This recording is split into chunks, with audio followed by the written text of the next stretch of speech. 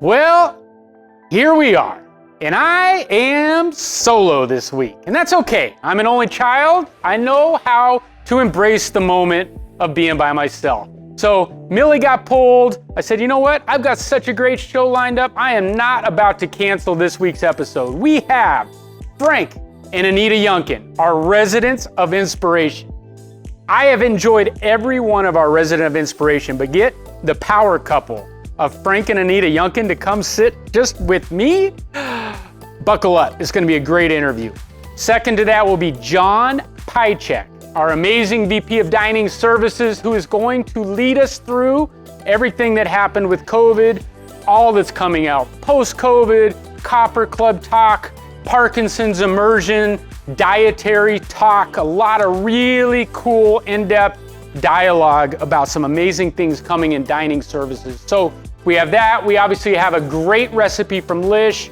We're gonna have a great show. Again, Frank and Anita, John Pychek. Let's buckle up. I'm by myself, but here we go. Well, we are so lucky to be joined by Frank and Anita Youngkin, who were nominated by Jerry Beeman, and here they are. So thank you for coming on for a Resident of Inspiration segment.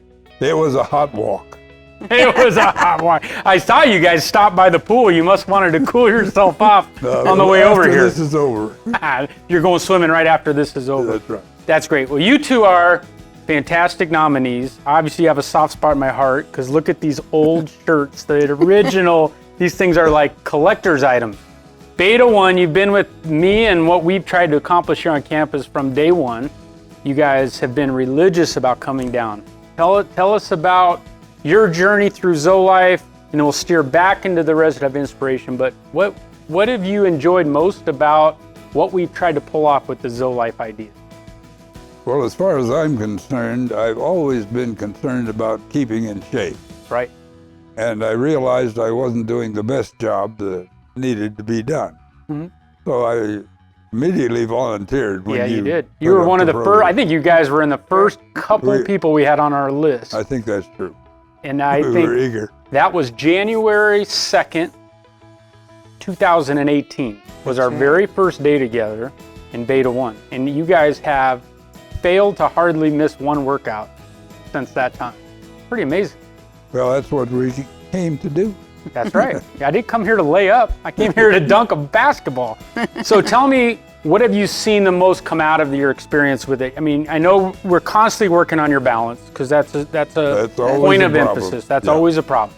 But I think your strength, your flexibility, I know you both get in the water and do things, but what kind of stuff are you working on? Well, I'm always glad when you come along later and work on us a little bit more. Yeah, sure. After and perfect what we're trying to do. And tweak things here and there. And I really needed on the balance and walking and keeping up the strength and absolutely. And I see a lot of carryover in from the water exercises I do every morning. Because you're in there every day at 8. Yeah, that's right. 8 a.m. Every day you have your little group that you come in, and then I know. Monday through Friday. What's that? Just Monday through Friday. Just Monday through Friday. Saturday and Sunday she does it with me. But they're lucky to have you, your little team. Yes. During the week, but you come over after you get in the pool, and then you come our way. That's right. And so I think what you said is important in a sense of you're doing so much balance work in the water, strength work, but then to put it on dry land and practice those things right after that. Well, that's pretty fun. That's cool.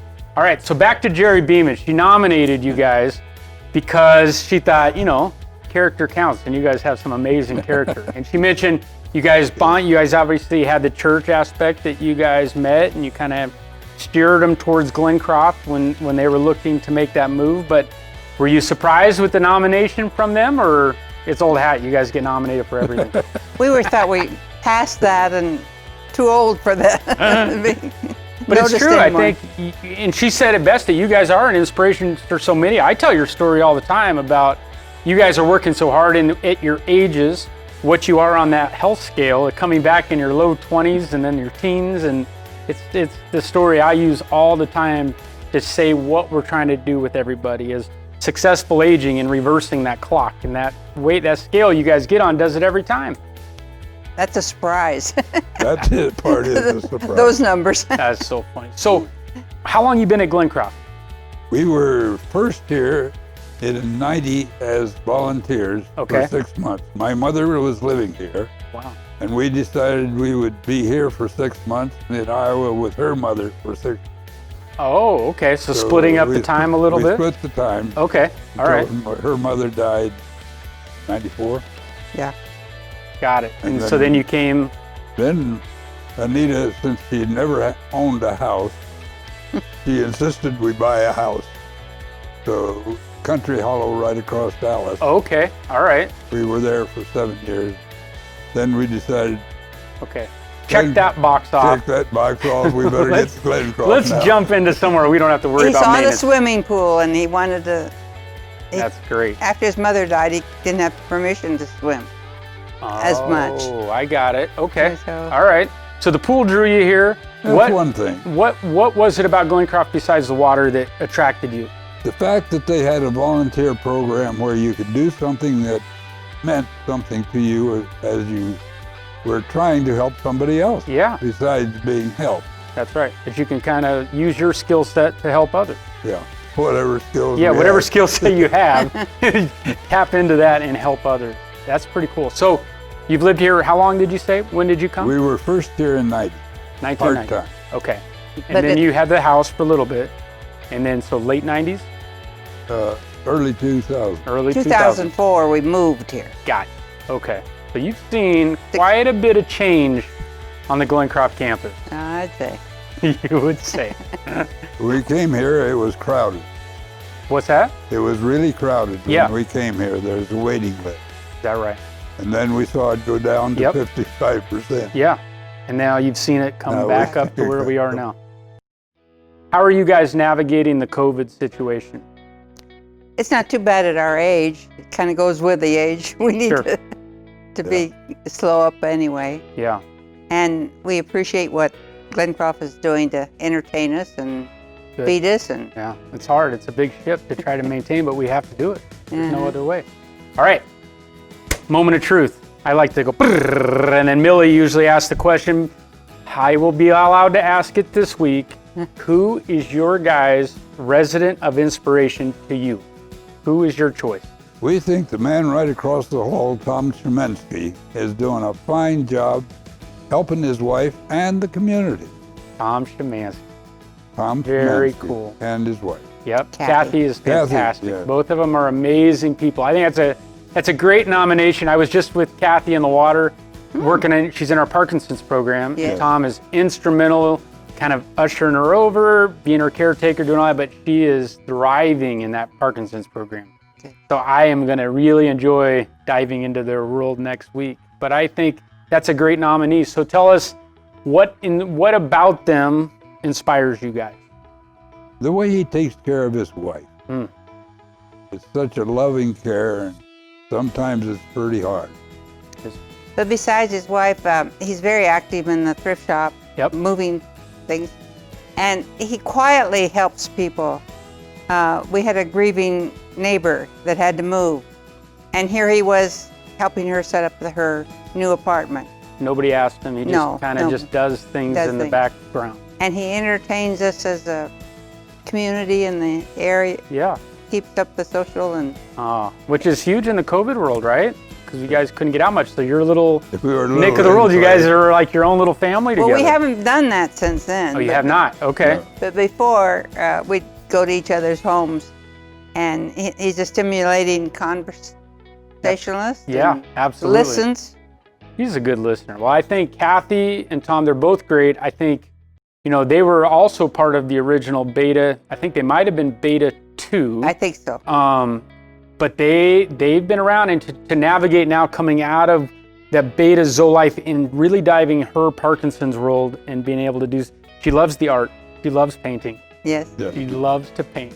So she's very excited about the art class. That's fun. Okay, That's good. very cool. Well, thank you for being here. We got some great certificates Oh, for my. you both. Thank And then you. off camera, I will give you guys some nice Henry's gift cards so you can take the Shemanskys to lunch. And then Okay. you guys can have some fun together. But we appreciate you coming on. It's awesome. Well, but we thank you very appreciate the much. opportunity to be here. Thank you. Hello, I'm Lish Vasquez, Dining Services Director at Glencroft Center for Modern Aging, and today I'm going to be making the chicken fajita lettuce cups. So what we're going to start off with is I have some pre-cooked and chilled grilled chicken breasts, and that is julienned in a pan. I have some green leaf lettuce, and I have some red bell pepper, green bell pepper, and red onions diced. Okay? What I'm gonna do is get my pan starting here. I'm gonna add some of my peppers and onion mix to this, like so.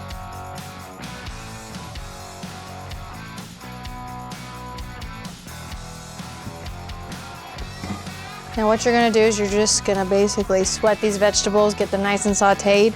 You don't want them getting a whole lot of color. You just want to bring the flavors out and marry them with the chicken.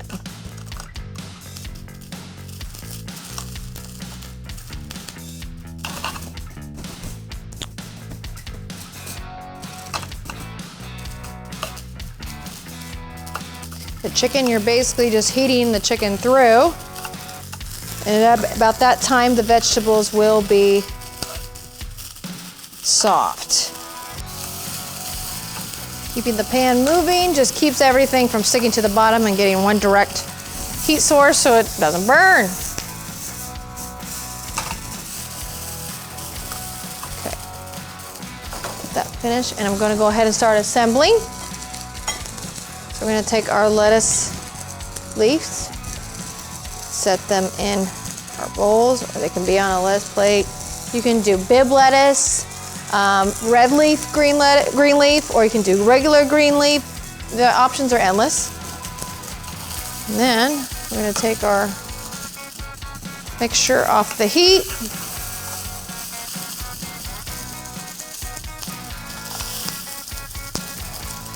Even them out between the two cups here.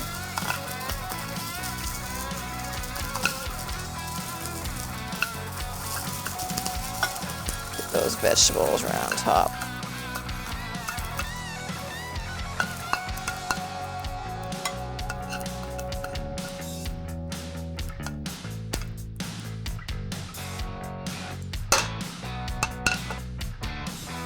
And there you have it. Our chicken fajita lettuce cups. I'm Lish Vasquez, Dining Services Director at Glencroft Center for Modern Aging, and eating healthy can taste good. Happy cooking.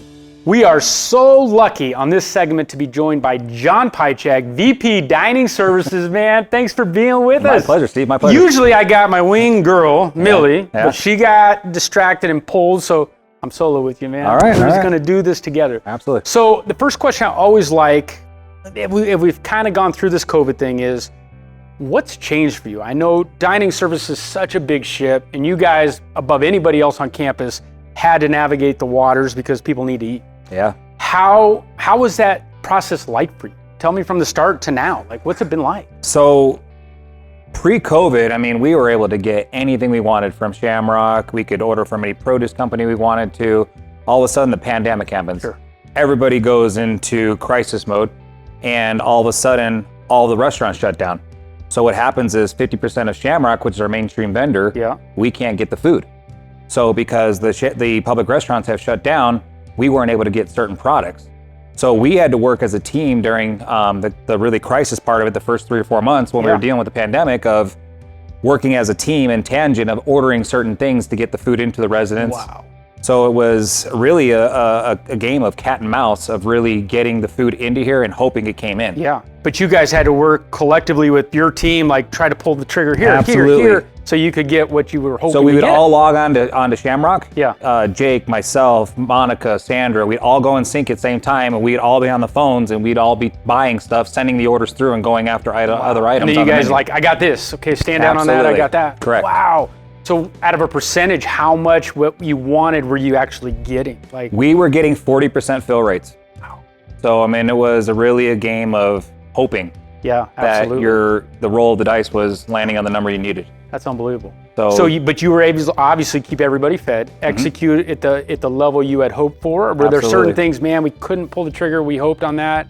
How did that work for you guys? it got really difficult when the meat plants were shutting down. When all the obviously the butcher shops and everything that were producing all that food to cryovac to the company of Shamrock, we weren't able to get it. Couldn't get any. So we were having to go outsource and get different products and then bring in the meats and butcher them down ourselves. Really? So you guys were doing all of that intensive correct. labor work. Yes. Wow. Yes. See, and I think that's important for our viewers. Like, nobody knows the extent of what goes behind the scene. Right.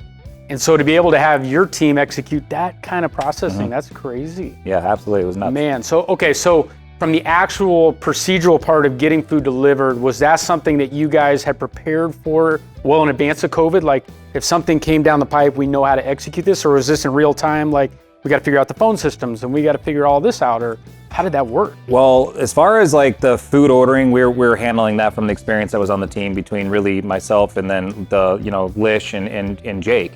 And we would work, the three of us together, and really think about all our experiences and how to do things. I mean, we were reaching out to different vendors. We were looking at different recipes. We were looking at everything across the board had changed. Yeah. So, I mean, that part of it was difficult. Now, you go into the part where we couldn't get staff. All of a sudden, staff starts being, quitting and dropping like flies. Sure. And then we're going and hiring, and we're top grading people, promoting people. So it was a very, very crazy time. But I bet you have so many in your department, staff-wise, I bet you saw a lot of, man, I'm going to rise to the occasion scenarios where employees are like, man, I'm stepping up my game to help. We're in critical mass right now. I can't really say enough about my staff. I mean, they really rose to the occasion. I mean, they didn't care. I even had people going from different departments to help out in other departments that were so short-staffed they couldn't operate. Yeah. Or getting close to not operating. Truly all hands on deck. All hands on deck. I mean, I collaborated with HR, I collaborated with nursing. We we all, really grabbed each other's hands and jumped right into the situation. And I think, I hear about it all the time, I'm sure you do too, the residents are so grateful because, you're always going to have a few oddballs that are, talking about, didn't get time, but 99% are just, they know what we're going through. Yeah. And they're so appreciative for you and your team, how they kept them fed and how that important element is in play. Yeah, I mean, it got to the point where it was pretty intense. Yeah, you know what I mean? I can only imagine. You had to really reset and reevaluate how we did things. Right. I mean, I don't think senior living will ever go back to where it was. And it's the new normal that we need to figure out, and it's going to be trial and error. I mean, the phone issues. It was crazy because we went from doing maybe 25, 30 deliveries a day to 400 to 500. I mean, at one point we're at 800. Yeah. So now we're down between 350 and 400 now because we have about 45 to 45 to 50 in the dining rooms for Henry's, and then another 50 at Towers enjoying that in-house dining. But we can't force people to come to the dining room. No. People are weary. But because you had to execute at that 800 to pull back to that 350. Absolutely. So now you're like, whew, this feels like it's much easier to do in-house dining than it is to 100% deliveries. Man, I mean, it just crazy. is because we had to collaborate with IT. Right. We had to have more phone lines dropped. We had to have phones put in the Copper Club. We had phones behind the bistro. We had phones in the dining room. We had a director of dining services, Lish Vasquez. She was making all the calls the day before to get the food in so we can execute it quickly. So, I mean, I know she was on the phone between 4 or 5 hours a day just to make the deliveries. So tell me, out of everything that you came through with that, what would be some of the best practices you guys as a team learn is like, man, no matter what happens, we're incorporating that because that's been a really godsend to us. The best, probably positive thing that really came out of this for us in dining service is it really broke down silos. Good. There was no such thing as a silo anymore in dining service. Before, you still had your Henry's team, you had your Providence team, you had your Towers team, Bistro team, Copper Club, etc. Now it's all hands on deck. Right. I mean, we have Providence people coming over to help with the food bank. We have dining associates going into Friendship House too that never been there before. We've cross-utilized everybody. Man, that's cool. So I mean, it's one Glencroft at the end of the day. That is very cool. Okay, so talking about collaboration, one Glencroft, with the ZoeLife mantra and what we're trying to get with the residents and coming down and working on their bodies and wellness and nutrition, we started a referral card where, you and I talked and we've had multiple meetings of, man, how could we get something where your team is not only seeing people, because they see them all the time and they recognize struggles and this resident's been over here for lunch 3 times today. Right. A little bit of a red flag. What do you do with that information? And so I think having what we've come up with collectively of kind of a referral card for the back of the house where we can communicate on behalf of the resident, tell us how you think that's going to work. I mean, dining has probably one of the most FaceTimes with our residents. Absolutely. We know what goes on, and we see the resident, for the most part, 2 to 3 times a day. Right. We start seeing different behaviors happen with our residents, and it's our job to communicate that to certain individuals like yourself, that we can collaborate and be one Glencroft and get the help that the resident needs, whether it's depression, weight loss, weight gain, That's right. or maybe Parkinson's or something like that we're working with. But I can tell you the collaboration that we've had in the last few weeks, especially with you and I, and working this referral program, it's been night and day. I think it's going to be between your team, because there's so many eyes on the prize, residents, and then IT, environmental services, security, just knowing that behind the house for the residents, this is all happening. And, I'm getting cards from you and your team, and then we're able to call and say, hey, look, we want to have you come over and do an assessment, and let's look at a few of these things that might be red flags that got pointed out to us, and they may not even know where that came from, but all that's happening behind the scenes, which I think is so important. We really want our residents to thrive. That's right. We want our residents to thrive in this community and experience and enjoy the next chapter in our life. I love that. Not a place where you're sitting in your room. No. So to kind of wrap up with Parkinson's, you mentioned it. We have been collaborating a lot on our Parkinson's program. So we've got 11 in the Beta 2 program.